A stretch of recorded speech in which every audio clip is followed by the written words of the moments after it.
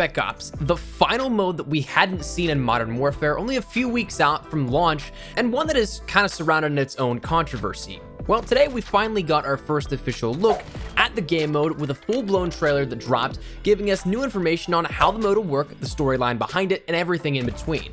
It's a new twist on that old classic, one that honestly looks pretty good, and I admittedly didn't know how much I'd be interested in playing it. As much as I loved the classic Modern Warfare titles, Spec Ops didn't really hold my interest as much as other third modes, but after seeing this trailer and seeing how they've changed it up, I'm certainly intrigued, and I'll definitely be playing it.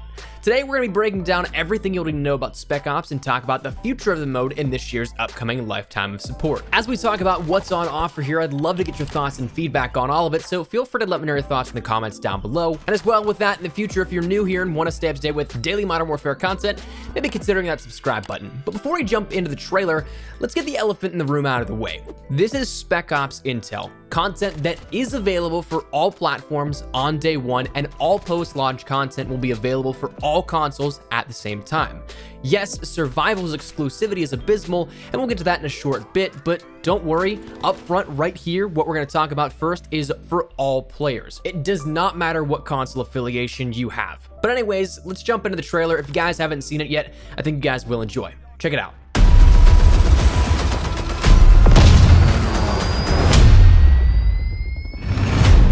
The war in Verdansk runs on a black market. These new weapons give Alcatraz the power to turn acts of terror into acts of war. We're launching a multilateral force to hunt AQ's new leader and contain this threat while we still can. Bring it down! Go, go, go! Your mission is to find, fix, and finish off high-value targets of the AQ network in Verdansk. Come down! Heavily wounded!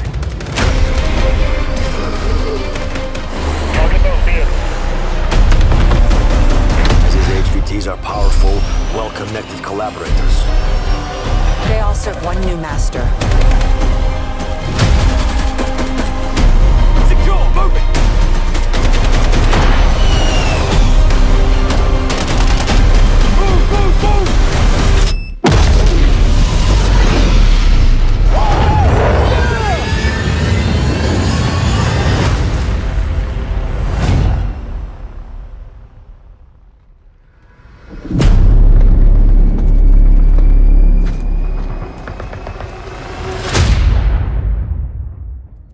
Now, that was awesome.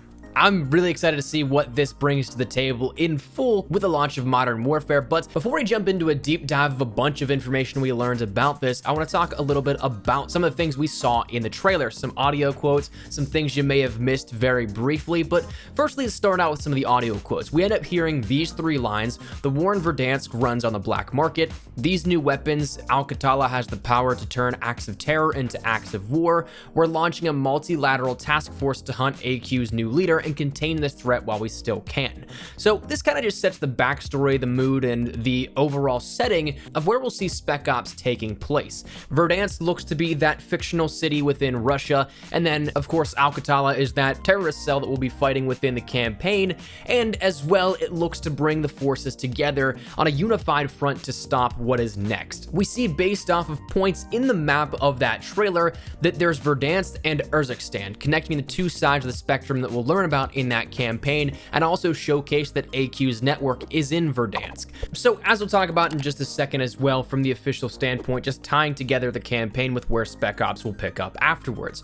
We as well in the trailer see what looks like a sort of Mile High Club remake incoming, which I'm all for. That's an absolute classic, and I'm all for reliving that in a new twist for what we'll see with Modern Warfare. And finally, the last thing I want to point out is that of the post-trailer new bad guy. This sequence, in my mind, I immediately jumped to Al-Assad from the original COD 4, because that sequence mirrors it almost identically to the execution of Al-Falani, which also is in line with that other mirroring aspect, again with Mile High Club being another callback to COD 4 in the same trailer. But I'd imagine this is the big baddie that the trailer refers to, the master that they all serve, and truthfully, I wouldn't be surprised if Spec Ops is either one, a separate wrap-up storyline, like how we saw that rumor of campaign DLC, that this may be campaign DLC, or if it continues and then sets up the next Modern Warfare title, if there so chooses to be one, where it would act as a bridge between the two storylines and campaigns. I could see that all happening and all, but with the storyline, the setting, and narrative out of the way, what can you expect jumping in on day one?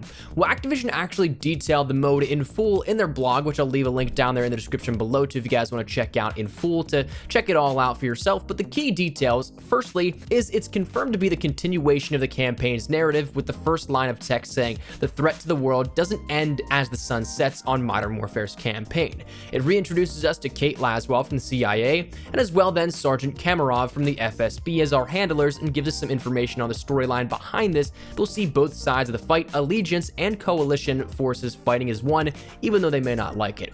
For the gameplay itself, the big thing that I take away from this is that it really seems like an open world, and that to me has me fascinated. The description of the trailer says experience Call of Duty Modern Warfare's massive 4-player co-op world, and the article also says the largest and most involved multi-stage experiences unfold across a sprawling urban environment around the city of Verdansk. It does say it takes place on a variety of maps, but the nature of that makes me feel like that's sections of the city, but the majority of it is also up to the player. It's not linear and we can explore around, especially because shortly after that, it says the situations are always fluid and the enemies react to your choices. Not every replay may be the same outcome, which is pretty cool. And also that maps portion may just relate a bit to specific missions, which we'll break down the difference here in just a second, but it definitely takes the Spec Ops that we know from back in the day and puts a little twist on it ever so slightly.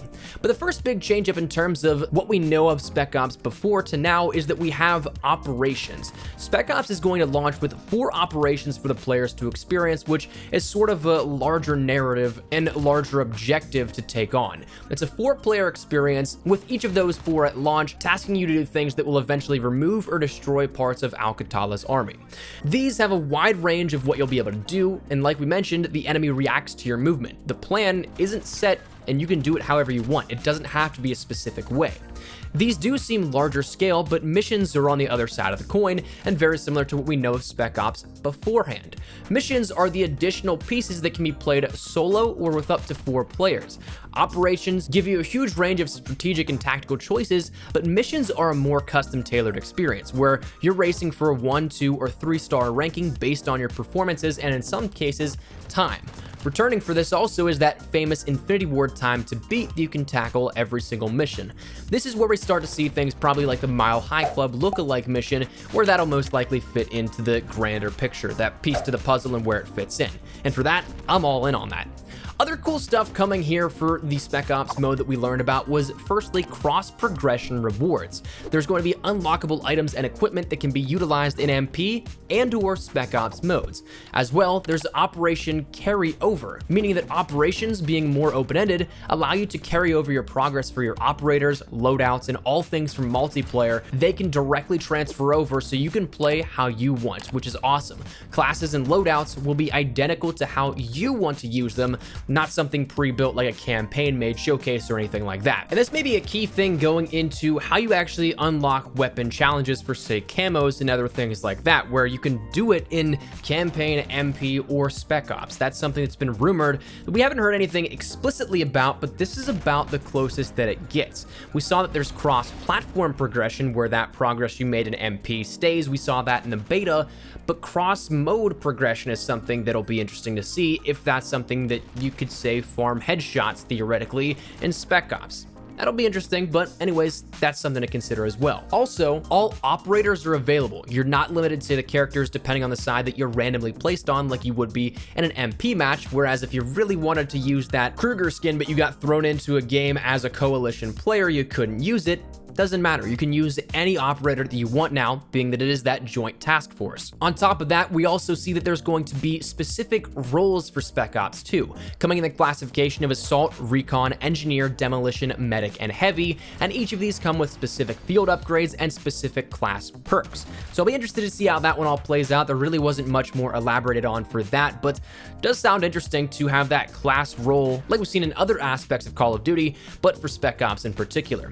Additionally, kill streaks were detailed ever so slightly, in which these will be available at the beginning of operations and similar to MP's kill streaks, with munitions boxes offering loadouts to assist you with things like gunships and airstrikes being available. And the final thing touched on was that of course, survival, being that like we see how missions isn't exactly the main focus of it, Spec Ops survival is something that is an additional piece to the puzzle here. It's not anything that is their major focus, it seems, but it's gonna be there, and it is confirmed now in full plain text finally that it's exclusive to PlayStation 4 until October 1st of 2020. That's something that was out there for a while, but of course, it wasn't officially stated verbatim that it's exclusive to PlayStation 4 until then, so it could have been something that there was some debate like, oh, maybe that's just something different and it's worded poorly. It's definitive now, that's something that's going to be happening, and realistically, I don't understand why, if this is the cost then of all content coming all at once for all platforms. I'm still kind of torn because I don't think that it's right to withhold something from the game for 2 of the 3 platforms supported. But outside of that, it really just kind of specifies that it is an exclusive game mode to PlayStation 4. It didn't give any information for how many maps will be available for PlayStation 4 players at launch or anything like that. It just was kind of like, yeah, what you heard is true. So that's where we're going to wrap it up. That's everything that we learned about Spec Ops as of today from the trailer, from the blog post, and everything in between. So that said, let me know your thoughts in the comments down below. I was actually thoroughly surprised with how good this looked. I, again, was kind of on the fence where I'd give it a go, but I probably wouldn't play it too much come a month or 2 down the line of Modern Warfare, but it looks interesting to me. I'm definitely intrigued to see that a narrative is going to be continuing behind the scenes with this, so I'm all for that as well. That said, let me know your thoughts in the comments down below. Is there anything in particular that you guys like the sound here out of this? Maybe you're not too fond of? Whatever it is, feel free to let me know your thoughts. But hopefully you enjoyed the video. If you did, make sure you drop a like down below. And of course, if you are new to the channel, make sure you guys subscribe so you don't miss a single thing regarding all things Modern Warfare. And of course, as we ramp up towards everything with a launch, we'll keep you guys up to date with absolutely all of it. So hit that subscribe button if you guys are new. If you guys also want to follow me over on Twitter and Instagram, there's the best place to get connected outside of YouTube. I can live on both those. So if you guys want to strike up a conversation, ask me a question, whatever it may be, links are down there in the description below. With that said, out of the way, thank you guys all so much for watching. Mine has been Espresso. I'll see you guys later. Take care and peace.